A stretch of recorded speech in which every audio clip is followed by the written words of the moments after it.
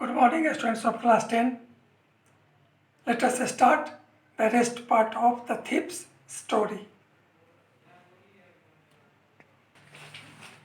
One evening, he came home with a small bundle of notes, saying he had just sold a book to a publisher.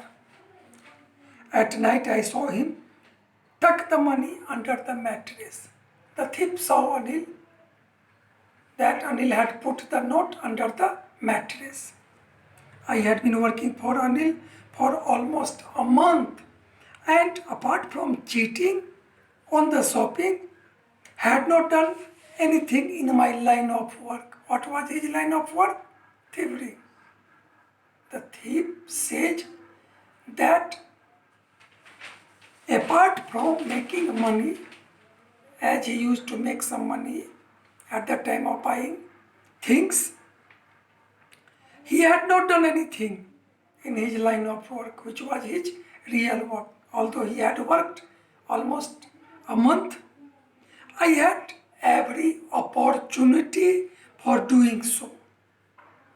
Although he had opportunity, because Anil had given me the key of the door, and I could come and go as I pleased. There was none to stop me. He was the most trusting person I had ever met. According to the thief, Anil was the most trusting person in the world. That is why it was very difficult to rob him. It was so difficult to rob him. It's easy to rob a greedy man. Listen, it is said that it's very easy to rob a greedy man because he can offer to be robbed. But it is difficult to rob a careless man. Sometimes he doesn't even notice he has been robbed. And that takes all the pleasure out of the work. Thieves want to rob a clever person because they want to display their real work, their cleverness. But if a person is so careless, although it's very easy to rob him, but they don't find any real pleasure robbing a careless man because sometimes he doesn't even notice he has been robbed. And greedy man, it's very easy to rob a greedy man because he is always ready to be robbed. Well, it's time I did some real work. I told myself, I am out of practice. Certainly he had not done any wrong work for nearly about a month. And if I don't take the money, the thief thought that if I don't take the money, he will only waste on his friends. After all, he doesn't even pay me. That's why the thief decided to do his real work. Anil was asleep. A beam of moonlight stepped over the balcony and fell on the bed.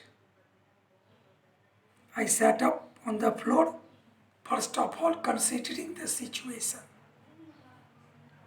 If I took the money, the thief thought, I could catch the 10:30 express to Lucknow.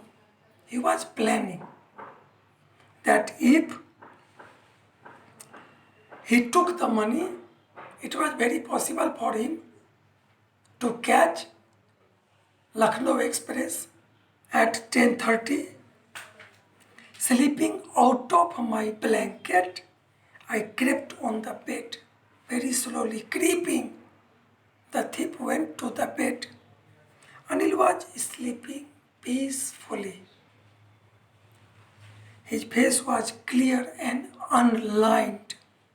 Even I had more marks on my face, though mine were mostly scars. Scars means wound. The thief had wounded face, but the face of Anil was clean, having no marks on his face. My hand slid under the mattress. As we know that he had seen Anil putting the note under the mattress. That's why he slipped his hand under the mattress, searching for the notes. When I found them, I drew them out without a sound. When he found that bundle of notes without making any sound, he drew the bundle of notes.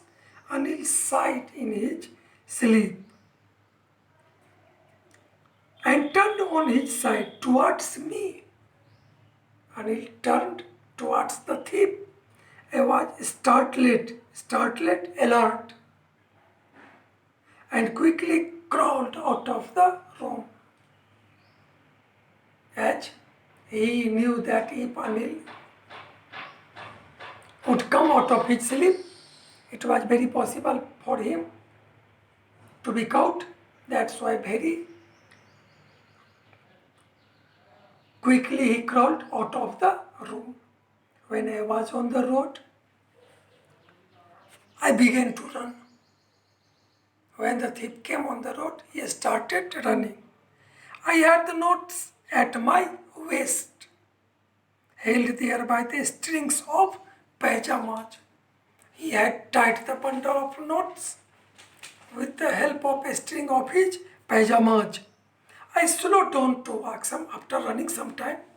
He slowed down his speed to a walk and counted the notes. 600 rupees in 50s. It means there were 12 50 rupees notes. That's why it was 600 notes in 50s. I could live like an oil-rich Arab for a month or for a week or two. The thief thought that after taking such money, he would become able to spend 1 or 2 weeks just like oil-rich Arab, because they are very rich person. When I reached the station, I didn't stop at the ticket office. As you know that I had said you earlier, the thief had never bought a ticket in his life. That's why, without going towards ticket counter, he dashed straight to the platform. He went straight to the platform. The Lucknow Express was just moving out.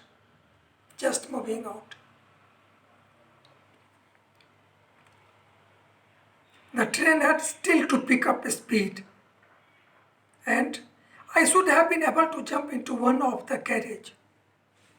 The thief was quite able to jump into the one of the carriage of Lucknow Express because it was just moving. It had not caught its speed, but I hesitated. For some reason, I can't explain. The thief hesitated to jump into any of the compartment, and he didn't know the reason. Why did he hesitate? And I lost the chance to get away. And the train went away. He couldn't get into the train. When the train had gone, I found myself standing alone on the deserted platform. Deserted, abandoned platform. He was the only person who was standing on the deserted platform. I had no idea where to spend the night. I had no friends, believing that friends were more trouble than help. According to the thief, friends were more trouble than the help. That was his thinking. And I didn't want to make anyone curious by standing at one of the small hotels near the station.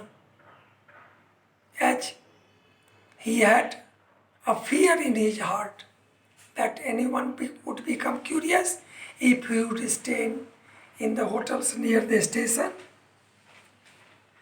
The only person I knew really was the man I had robbed.